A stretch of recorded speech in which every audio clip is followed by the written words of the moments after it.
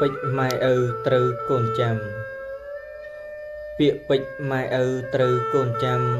បណ្ដាំទឹកចិត្តពិតពាក្យព្រំពាក្យប្រាជ្ញពីព្រេងម៉ែឪផ្ដុំនិយមព្រះពុទ្ធវិសុទ្ធពេជ្រអរុណពណ៌មាសជះរស្មីសំដីម៉ែឪត្រូវរំលឹកចំកុំឲ្យភ្លេចពាក្យពេចន៍ដូចថ្ងៃថ្លៃដូចមាសទ្វីបលោកល្អស្រស់ព្រោះសូរិយាមាតាបិតាគឺជាព្រះជាដួងសូរិយាយាត្រារះកូនត្រូវសំពះទិសបូព៌ាទិសបូមានន័យពុព្វការី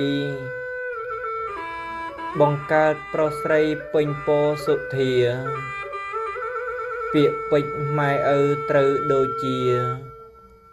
សូរិយាក្នុងគ្រាបំភ្លឺលោក